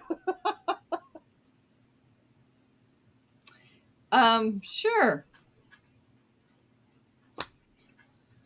I didn't know what else to say. I mean, I just thought, I was even thinking to myself, oh man, We're wait till I going to tell teach you Adrian, that. Chris, and some of these other guys about this. Well, belly dancing is an art. It's Yeah, an it is. amazing art. It's a very sophisticated. It is. It is. It takes a lot of practice to move your bottom half and not your top half. Yeah. Honestly, I didn't know that was even considered like a family event, because when we went there, there were other families there that had their kids with. I always thought, I was under the impression that was just mainly like an adults only kind of show. Sweetheart, that's not a strip club. Yeah, I know. That is a belly dance. It was all new stuff. It was a belly dance, which these kids have seen people in bikinis, right? Yes. Same thing, except they're doing a dance. Mm-hmm. I have done plenty of dances in a bikini in places I should not have. So,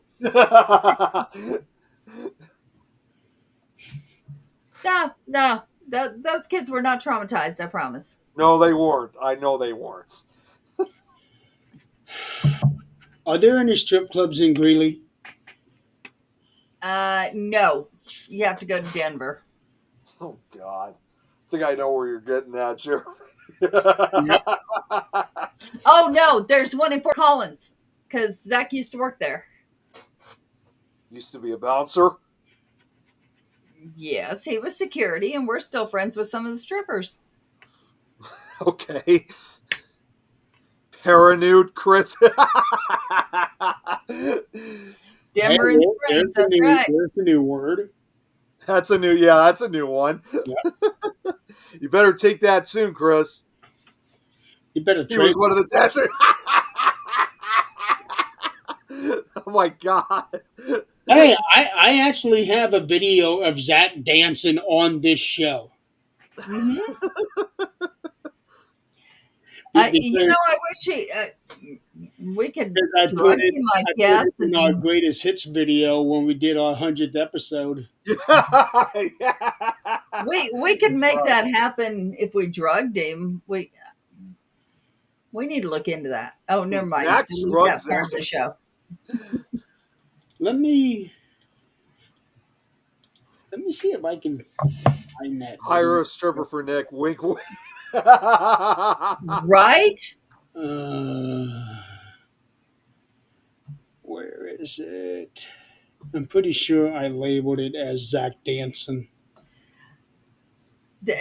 And that is oh, what is a good word that is not insulting? I didn't list it as Zach dancing. I somehow hold on. No. Was it maybe listed under what the hell? Here. Nope. I found it. Yay. There's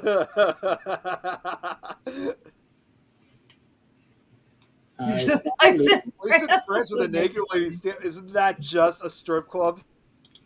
No, it's a song. Oh, it's a song. I didn't know that. I didn't know it was a song.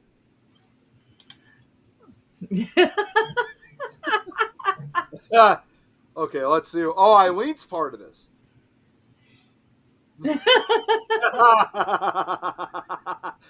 that that would make a good. There we go. That would make a with him dancing like that. That would actually make a good GIF right there. Oh, I was actually trying to hit him.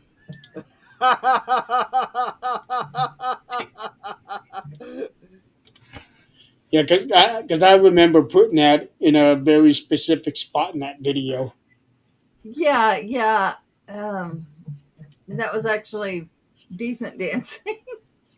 Good times, though. Hard to believe this is episode 156. Cannot it believe it it. is. Unbelievable. We've been on for over 3 years now. And just think, guys, like now that we're in July, it's hard for me to even believe that in just a few months, we're also going to be reaching Things Network 4-year anniversary. I know.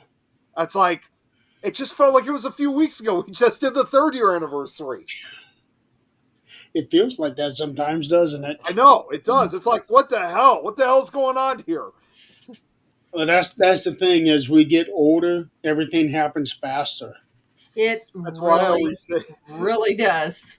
that's why I always try to tell, especially the younger folks out there, loss of control is the first thing to go.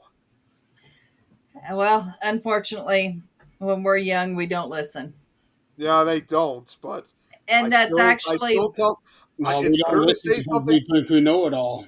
It's better to say something than nothing because I don't want to have to go through. I don't want to go through somebody saying, "Why didn't you tell me about this when I was?" I'm like, "Hey, Chris I times did try to what? say." Times what? Do we need to have a math lesson after this? No. Telling kids that is it makes no difference because luckily it's a self-preservation thing where kids get to experience life as indestructible. And Yep. I think that's a wonderful thing because now we would look back and go, I would never do that now, but I'm glad I did it then. Well, and that's kind of even the same with even at my age, what I'm doing with my friends now, like with what I just did with them, not only just the wedding, but also for 4th of July. And I even got to go to my first nightclub ever. Oh, we earlier this saw. week. Oh, Yeah, we I was saw. out late. I mean, we were there till about 2 a.m. that night. So Oh, it was so fun. you got to actually live. Got to actually live. Had even a strong shot.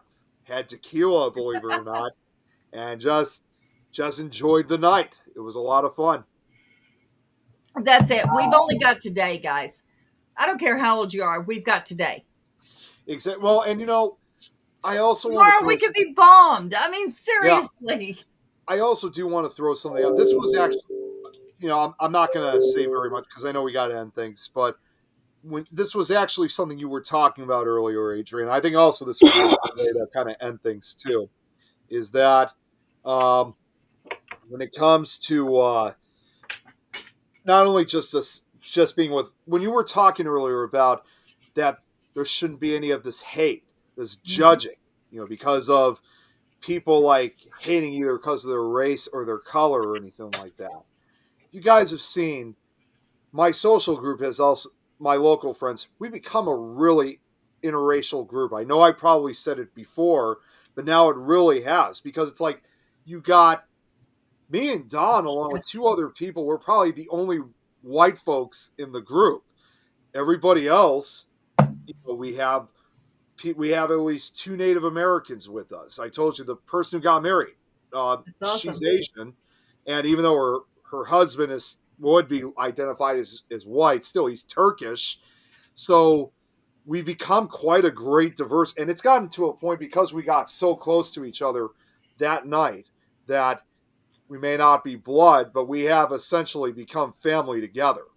Obviously you guys are my family too, but as far as like this group, it's like I have another family, to be with. And I do not judge on the fact that we're of different race or background or whatever. I'm proud of it in the end.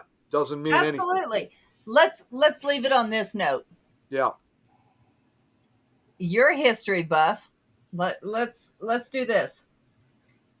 What country was Jesus in? Wasn't that Israel? What color is Israel? That I'm not too sure. Certainly not that white, brown, curly hair. Yeah. He is not. So if the Bible is true, he's not white. It's not. It just. I honestly wouldn't be surprised. Oh, he's not. He's absolutely not.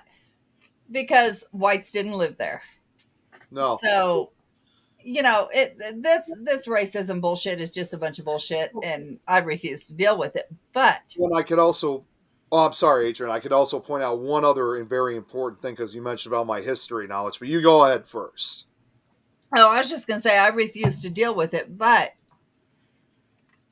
those of us who refuse to deal with it need to stand up for it. Well, And not just, when you see a comment on Facebook that's less than pleasant and talking about things that what we consider normal is abnormal, and hatred towards somebody, we need to say something, because we are not saying anything, because we are not people that want to fight with other people. That's just No. who we are. Well, But let's also. Oh, I'm sorry. Go ahead. but when we don't at least say something, we don't need to fight, but we can No, put our no. opinion in, saying, even something as, are you ignorant? Just something opposing it, because most of us don't want to start shit. So, of course, that's not me, obviously, but most don't want to start shit. And so we stay quiet. Those of us that stay quiet, we're not heard. So all people hear is the hatred. And No. that's not okay. Other people need to know that there are people out there, more of us out here, that refuse the hatred than there are ones that are okay with it. The people that are also dreaming about this all white country and stuff like that, which is just insane to even hear. It's like, because you mentioned about my history, my knowledge, There and you stuff go. like that. Let's be honest. Where do you think, when you look back at human history, to our ancestry, long before we even became the modern day human, where do you think a lot of that originated from? Didn't originate over here. It definitely didn't, because for many years it was believed that Asia was the actual start of human evolution. In fact, reality we now know is it was in Africa. And I probably said this before, but I'll say it again. It's like some of these guys really fail to realize that in Africa, Europe, Asia, and at times North America, people often moved around intermixing for thousands of years. So who knows? Even if we're 100% European or whatever, still, because of our human evolution, we could still be part African and may not even know it, because our family history only goes as far back as it's able to. Well, and let's look at our animals. There are breeds. And then now we have made breeds into, what is that? A Pickapoo. Oh, yep. Pekingese poodle. I can go on with that. But the point is, there were only a few breeds. We ended up breeding them together, or they bred together. It doesn't matter how it happened. And we made breeds out of them. This is our doing. This is not nature's doing. No. This is our doing. So we are people. When you think These about are that, dogs. we pretty much did the same thing with humans. Yep. Exactly. We're people. These are dogs. Dogs don't give two shits about breed. Exactly. So And nature itself, not human nature, but nature itself does not give two shits. And let's face it, too, long after when we're gone too. I mean, because this is just the reality. Long after when, like all of us here are gone, couple hundred years from now, everything's going to be so racially mixed together. They're not going to be, people are not going to be able to be identified by Yeah, they who's are. black, who's white, whatever. Yep, that's exactly right, Rexton. That's Yep, they yeah. were. That's why I said when you really think And about that's human evolution why. began there. And that's why now people are erasing history. I know. So that nobody knows this. They've been erasing history for years, but Well, it's becoming a just huge remember issue. when you have your battles and your wars, the winners are the ones that write the history, That's and right. we dictate what they want to be remembered. that's right. Yep, that's exactly it. So our history, like you said, the Caucasian history is only 6 to 7,000 years old. So we have ties to whatever the first person was. Now, Exactly. Adam and Eve, hell, I don't know. But whoever that was is not who we portray. And it's not only that too. I mean, it's like this entire crazy. We've always been told, especially when we were younger, like let's say in this case for the United States or even North America fully in general, we were told the old thing that Christopher Columbus was the first person to ever travel to America, which now we know he wasn't. He was Right. actually very Long First time. of all, he wasn't. Second of all, he didn't even travel to the mainland. He only went to the Bahamas. And thirdly, he was quite a brutal guy, like we've now discovered, which is no wonder why Columbus Day is no longer a school day off for kids. I mean, It wasn't just the Bahamas. He touched down on a lot of the different islands. yeah, the Caribbean regions, but Just like the Vikings did. I mean, come well, on. yeah, Well, the the Vikings. Vikings made it to Newfoundland. Mhm. Hey, Matt Grant, holy cow, haven't seen you here in a long time. Good to see you. That's when I said Newfoundland. He pops up. Oh my goodness. Well, he's in Nova Scotia, but that is awesome to see you, Matt. That's right. That's right next to it, I think. Yeah, it is.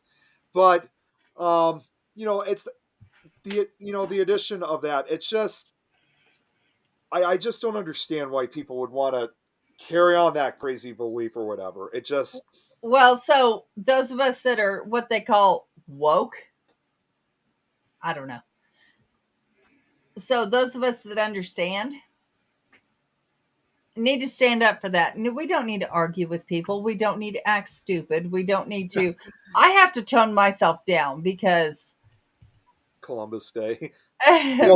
Well, I mean, that's to be fair, I know they are trying to change the name of that day to like Indigenous People Day for Native Americans because now that we've kind of understood who Christopher Columbus really was, I'm all for Indigenous People Day too. Maybe the day off too. I just wouldn't call it Columbus Day anymore now that we know what he was. Well, and the more I watch shows that are actually to history, true to history, and read different books. My son, he laughs at me. Those of you that don't know, my son is half Indian. Um, he's Eastern Shawnee and Cherokee, but he calls me his white mama. Yes, I gave birth to that boy. But the more I learn, the more I realize that, we've been fucking people over as a nation. We have been fucking people over from day one. Since And before day one. yeah, and it's time. I don't know what gave us the right. I don't know how it got where it did, but It was just it a progression from back then. yeah, Because we separated ourselves from the UK. yeah, Yep. Well, not the UK, but the European Europe Union. in general, yeah. yeah. We separated ourselves from them and then established ourselves as a superpower because of that. Yep. Yeah. And I don't know, in It just logic, built up from there. I don't understand. I just don't, because it logically it makes no sense. But the point is, we have been fucking people from day one, and And ourselves. Yep. well, yeah, in the process, of course, because we should have been made to look stupid as soon as we started doing it, but we weren't, and so here we are now. We have a chance now to stand up against it. I don't mean be violent. I'm going to say that again. Violence is not what I'm saying. Or arguing with people until you look stupid. No. Just a comment is all that's needed for someone to think about what they just said. That comment. You know, when you talk about commenting and looking stupid, there's that the old adage of The Black it's Knights of better Europe. Yeah. to keep your mouth shut and let people assume that you're stupid than to open your mouth and prove to people that you're stupid. That's it. That's it. Or even a fish wouldn't get hooked if it didn't open its mouth. Yeah. Uh, More I importantly, am going to look into that, Braxton. you know, with what Braxton had said too, like, the Russian icons and the Black Knights and and whatnot, like all these other previous people that we've now discovered that had came probably a lot sooner than Columbus did. I think I might have said something too. There was even a book that had came out over a decade ago that we may have actually discovered that in addition to the Vikings, that the first real explorers predating Columbus's visit may have actually been Chinese, which was back in okay, so Columbus visit was 1492. So their visit was definitely sometime in the mid 1400s. I wouldn't be surprised because the land there was at one time a land bridge Yeah, you had the Bering Land connecting Bridge. Alaska to Russia. That's correct. Yeah, that's where a lot of the Vikings often travel. And funny enough, to a cryptozoological degree, that's also where they believe that Bigfoot may have traveled from parts of Asia over to modern day North America when the Bering Land Bridge existed. Of course, by then it was known as Gigantopithecus. Nick, fun fact for you: So that you almost had your name in a state. oh my God, seriously? There was at one time a proposed state called Nickajack. Wow. I am not kidding. I actually No, watched. no, I'm not laughing because I think it's a joke. I just think, wow. I actually watched a video 2 days ago about proposed statehoods that were not approved, and one of them was called Nickajack. Wow. Um, Another one was called Lincoln, Jefferson, and those two were supposedly supposed to be like states broken off from Texas so that it wasn't so big. But there's a whole bunch of statehoods that never made it. I looked at it was 1422 supposedly that the Chinese visited. That was when they were under the Ming Dynasty, and there's been a book about it. Long story short, the guy who wrote this book was due to a visit he had from China. He was going through different areas of China and through some of the downtown areas like Beijing, for example. He kept noticing the number 1422. And after a length of time, he kind of figured, thinking, well, I guess 1422 must have represented the year. And 1422 must have been a huge year for the Chinese even back then. So he asked several people, several of the local residents, of like, what does 1422 stand for other than representing the year? And that's when he heard from accounts that they were actually the first real travelers to modern day North America, prior to Columbus's visit. He was so intrigued by the story of the Chinese residents that he wrote a book about it. And in a way, it does make sense that the Chinese also may have been the first prior to Columbus, because if you look at some of the Native American tribes, even today, you notice that they do sometimes have some Asian characteristics to them. And it kind of makes you wonder, like, how were they able to get that Asian, those Asian backgrounds? And it was obvious that if the Chinese did, truly visit over here, they obviously met several of the Native Americans, which obviously, compared to the later European settlers, the Chinese were probably far more peacefuler than their European counterparts. Okay, So I just googled that so I can get the book on that. you're going to try to find the book? That's awesome. Yeah. Before we call it a night, I got a short video that I got to show you. It's probably the best video I've ever seen. Okay. I'm Let's worried. watch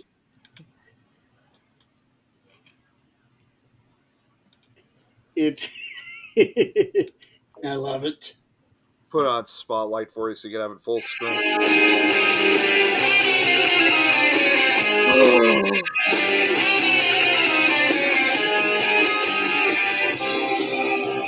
We're clowns. P.T. Barnum said it so long ago. This one more every minute that you know. Some make us laugh, some make us cry. These bells only gonna make you die. Everybody's running when the circus goes to tell them now. Everybody's running for the lights of the killer clouds. But I was missed.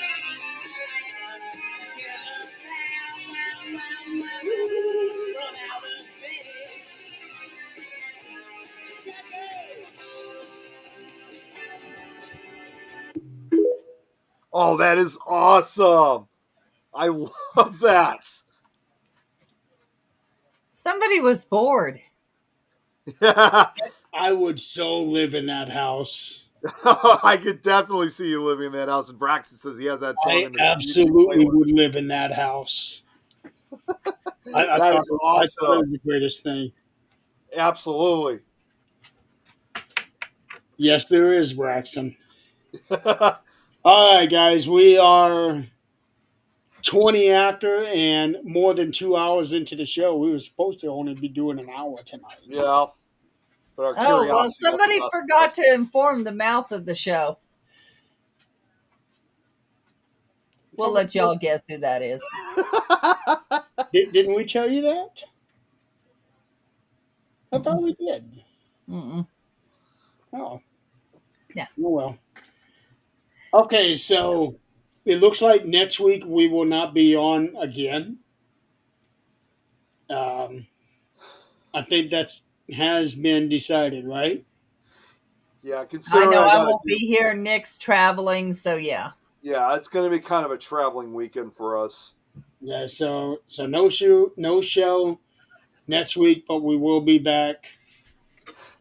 I should say I just had an idea I should do this Oh, when I good God.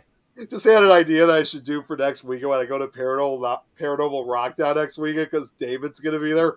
And if she feels better, I should try and call Eileen, like FaceTime her, say, "Hey Eileen, guess who I'm with?" Oh, she's already going to know because they talk daily. Yeah, I know. Yeah, but I just want to see her reaction. Braxton, I actually have the band album it came from and also the movie soundtrack it came from. It is awesome. Yeah. All right, we'll go ahead and call it a night. Thank you, everybody, for playing along with us tonight and putting up with our shenanigans. But and also to end things for tonight, because since we were talking about the floods too, of course, our hearts go out to all the families of the victims and also those that they're still searching for down in Texas. Absolutely. Yeah, Nick, go play Minecraft. Yes, I know. I'm going to go play Minecraft as soon as we end. Yeah, they're Oh, all of course you are. See, if you do a lot less of that and concentrate on the shows you're supposed to be on, you wouldn't be having to cut shows now, would you? You know, jeez, it's just it's overwhelming for me. It really is. Priorities, sir. Priorities. Video games or shows? I thought too that we were only going to be on for an hour, like Jeremy said. But of course, obviously, I I missed kind that memo somewhere. Y'all need to go back through the chat and make sure that you put that in there. of, yeah, I know. we were talking about it on here. We were talking, yeah. Oh, so yeah, I missed that Okay, completely. it must have been right before you came on because I know we were talking about Yeah, it. we were. Mm-hmm. Okay, we're going to go ahead and get off of here so that we don't go down another rabbit hole. Yeah. So all you guys out there, be Hellfire. safe this weekend. Because I know that some of us are going to be getting some rains. Yep. I Again, get to go play with lost puppies and kitties. Yep, she gets to do that tomorrow and next Friday. Fun. Not next Friday. I'll be traveling. Oh yeah, that's right. I'm at the mercy of Zach's driving. God help us all. Hey, he was driving good when I was there. Let's hope it stays that way. All right, everybody. Don't forget, we won't be here next week, but we will be back the following week. So, everybody have a good weekend, safe weekend, and have a good night. We'll see you all later. Take care.